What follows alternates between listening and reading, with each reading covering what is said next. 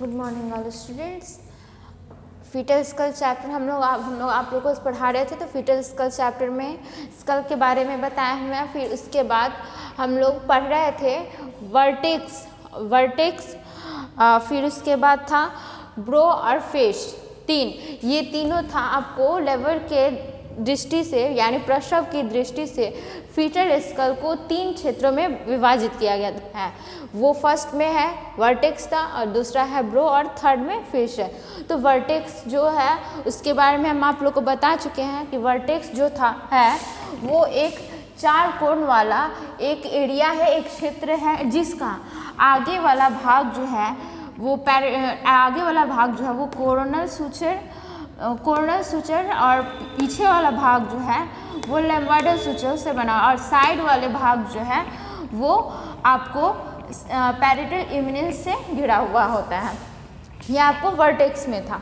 अब आया सेकेंड में ब्रो। ठीक है, ऐसे आपको स्कल के बारे में जानेंगे तो स्कल के 4 एरियाज होते हैं। ठीक है, बट अगर लेबर के प्रसव की दृष्टि से देखा जाए तो प्रसव की दृष्टि से उसकी महत्वपूर्णता के आधार पर, इम्पोर्टेंस के आधार पर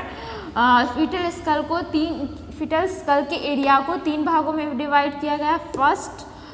फर्स्ट आपको वर्टेक्स हुआ, फिर दूसरा ब्रो हुआ, और तीसरा फेस हुआ। ठीक है, और ऐसे अगर देखें तो इसके 4 एरियाज होते हैं वर्टेक्स।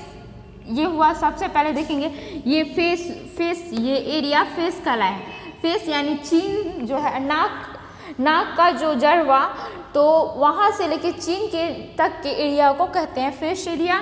फिर नाक के से लेकर के ऊपर जो यहाँ पे ये आपको पैरेटल बोन हुआ और ये फ्रंटल बोन, तो इन दोनों के बीच का जो जॉइंट्स है वहाँ तक के एरिया को कहते हैं ब्रो जॉइंट्स, या फिर इसको सिंसिपुट भी बोलते हैं, सिंसिपुट।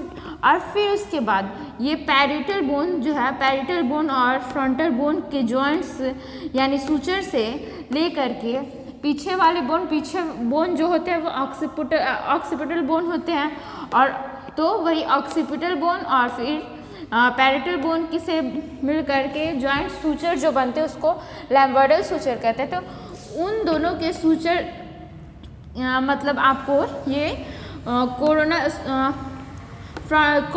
कोरोनल सूचर और ये लैम्बार्डल सूचर, तो इन दोनों के बीच के एरिया को हम वर्टेक्स कहते हैं।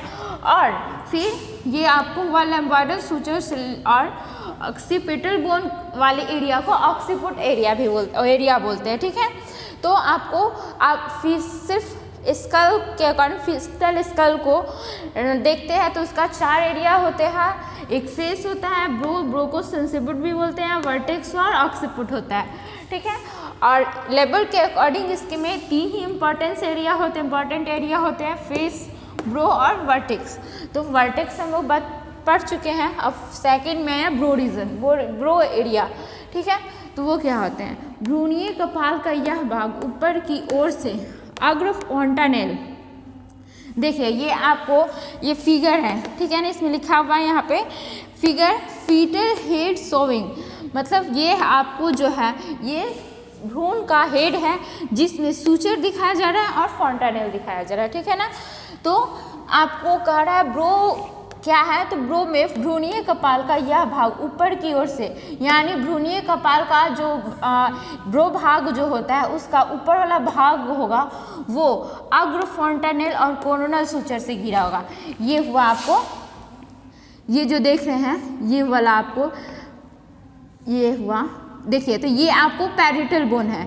ठीक है, ये और ये दोनों पैरेटल बोन है और ये दोनों फ्रंटल बोन है। ठीक है, यहाँ लिखा हुआ है ये और ये फ्रंटल बोन है, ये पैरेटल बोन है। तो पैरेटल बोन और फ्रंटल बोन दोनों के जुड़ने से ये सूचर जो बना उसको कोरोनल सूचर बोले। ठीक है, और ये बीच में ये आपको देख रहे हैं एक 4 कोण वाला डायमंड शेप का 4 कोण वाला है। तो ये डायमंड शेप का जो गड्ढा टाइप दिख रहा है वो गड्ढा जो है वो बच्चे में होता है, जब बच्चा ये आपको इसको हम अग्र फॉन्टानेल कहते हैं। ठीक है, इसको ब्रेग्मा भी बोलते हैं। ठीक है, तो ये आपको अग्र फॉन्टानेल हुआ, और ये जो 3 कोण वाला जो गड्ढा दिख रहा है उसको पस्ट फोंटानेल कहते हैं। तो हम पढ़ रहे हैं ब्रो, तो ब्रो का आगे वाला भाग जो होता है, आगे वाला भाग, ये हुआ आपको आगे वाला भाग, तो ये आपको कोरोनल सुचर और ये आपको हुआ एंटीरियर फोंटानेल। ये देखिए, ये और ये कोरोनल सुचर हुआ और ये एंटीरियर फोंटानेल से घिरा होता है आगे वाला भाग ब्रो का, और तथा नीचे की ओर से नाक की जड़ से। ठीक है, देखिए इसी यहाँ पे इसमें देखिए इस डायग्राम में कि यहाँ से लेके ये आपका नोज वाला एरिया, तो यहाँ से लेके पूरा ठुड्डी तक के एरिया को कहा गया हुआ है फेशियल रीजन, फेस रीजन हुआ। फिर उसके बाद से यहाँ नाक से ऊपर लेकर के ये पैरिटल बोन और फ्रंटल बोन का जो सूचक है वहाँ तक के रीजन को ब्रो रीजन कहा गया है।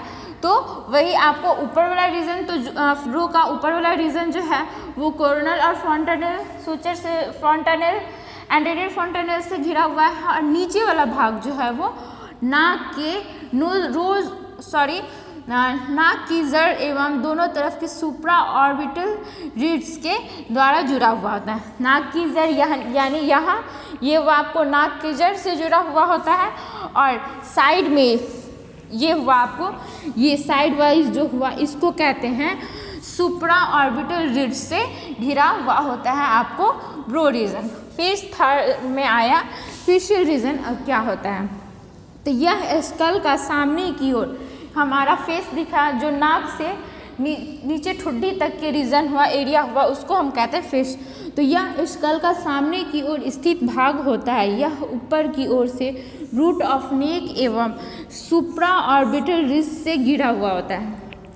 कह रहा है कि फेस रीजन जो है वो स्कल का सामने वाला भाग, ये पूरा मिल करके फेस और ऊपर फेस और क्रेनियम, ये इसको इस भाग को क्रेनियम भाग कहते हैं। तो ये सब मिल करके स्कल बनाता है। तो स्कल, तो फेस रीजन में या स्कल का सामने वाला भाग, यानी सामने वाला भाग जो है तो वो होता है फेस। इसका ऊपर वाला भाग जो होता है, तो फेस का ऊपर वाला भाग जो होगा वो नोज, रूट ऑफ नोज और सुप्रा ऑर्बिटल रिज से घिरा होता है। यानी सुप्रा ऑर्बिटल रिज ये हुआ, इससे घिरा होता है और एक इससे घिरा होता है। ठीक है, और उसका नीचे वाला भाग जो होता है वो चीन बोन से घिरा हुआ होता है।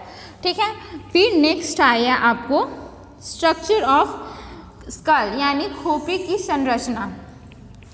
तो खोपड़ी की संरचना को मुख्यतः दो भागों में बांटा गया है। ठीक है, आप लोग फर्स्ट ईयर में भी पढ़े होंगे हेल्थ प्रमोशन में, ह्यूमन बॉडी चैप्टर में स्केलेटल सिस्टम टॉपिक उसमें पढ़ाया गया होगा। तो आपको खोपड़ी की संरचना को दो भागों में बांटा गया है। फर्स्ट है क्रेनियम, जिसको हम वॉल्ट भी कहते हैं, और दूसरा है आपको फेस। ठीक है, तो क्रेनियम या वोल्ट किसे कहते हैं, वॉल्ट किसे कहते हैं, तो यह अस्थियों से घिरा एक कक्ष है। ठीक है, देखिए ये क्रेनियम जो भाग है ये एक खोखला सा, एक जैसा कटोरी होता है, तो वैसा ही एक खोखला सा भाग है। ठीक है, जो बहुत सारे बोन्स से घिरा होता है।